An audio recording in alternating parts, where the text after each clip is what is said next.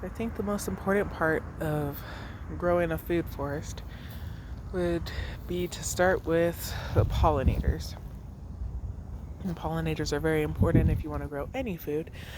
So we want to make sure that they're all happy. So when I started this, I decided to start with a perennial pollinator garden. And I decided that's what I would take you through to get today. So right here we got some lavender. This is the Hidcote giant lavender.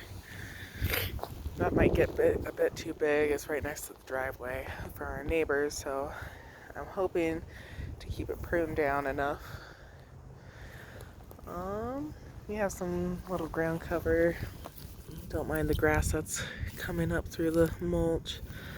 I'm gonna end up taking all that out here. This one is the stone crop. It's a sedum.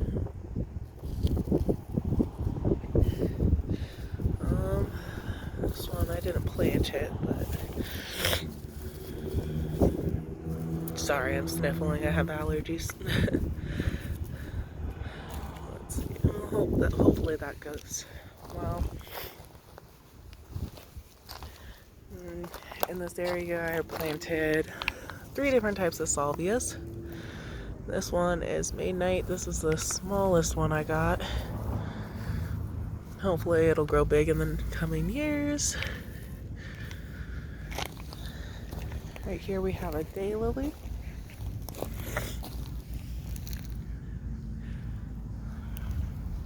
And not all of this is necessarily going to help the pollinators. Oh look, there's a little ladybug. Hi, little ladybug. There you go. Not all of this is going to necessarily help the pollinators, but we may as well just plant flowers because why not? Got some hens and chicks there. Hoping that'll spread out. This one is one of the most important ones. We got milkweed.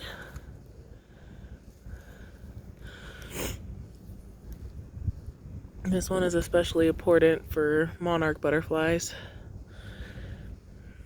It's not looking too good, but other than this plant that I bought a pack of seeds. I've been collecting seeds from around the area because we're in one of the natural zones for the monarch butterfly. What's it called? The monarch butterfly, where they migration, that's the word. So, right here we have another salvia. This one I just got from Lowe's.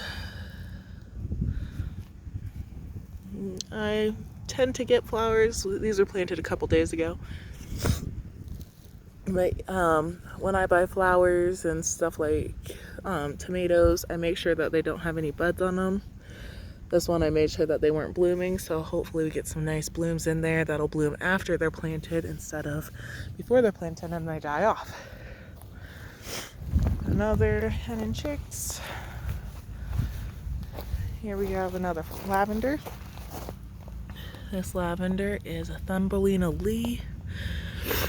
Again, I got it without any buds. This one is just starting to bud, so hopefully we get some nice flowers. This one, we have a bubblegum blast bee balm. I kind of just I'm experimenting with different types of flowers. I try to get perennials that are hardy to zone 3 is what I was aiming for. I got a couple that are zone 5. Where I am in the Springs, we got zone 5. I'm in zone 5B, so yeah, hopefully these will survive over winter and come back again next spring. So right here we got a fire star. I don't know exactly what type of plant this is, but it looked cool in the nursery.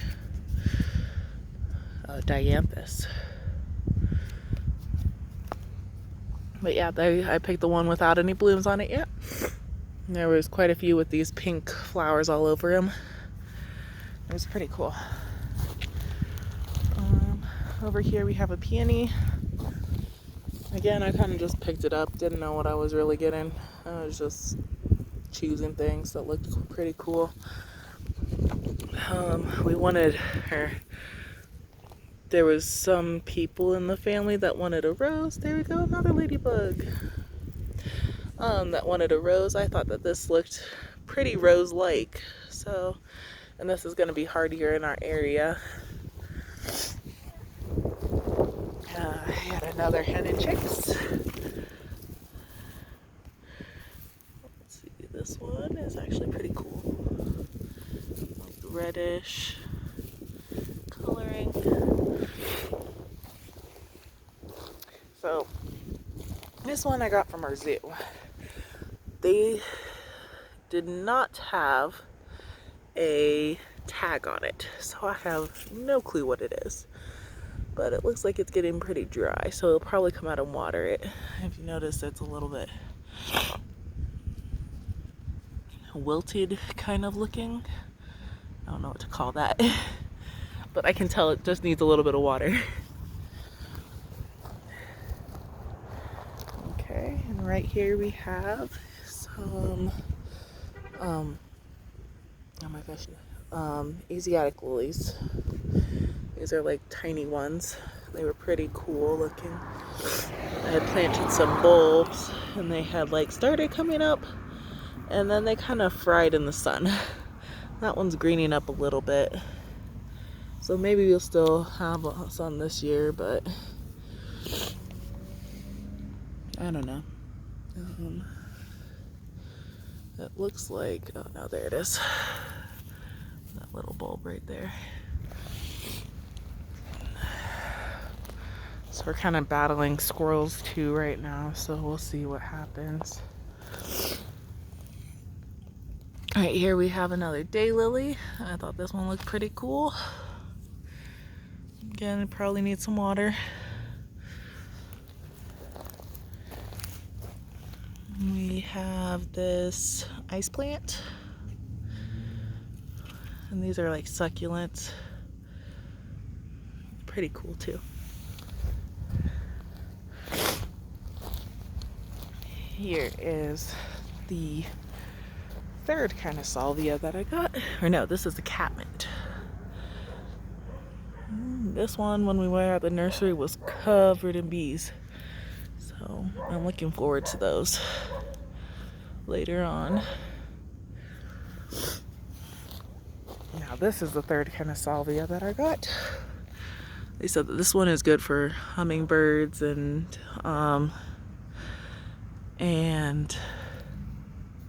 butterflies.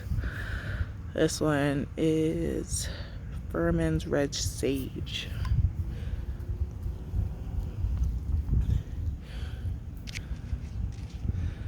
Yeah, pretty cool.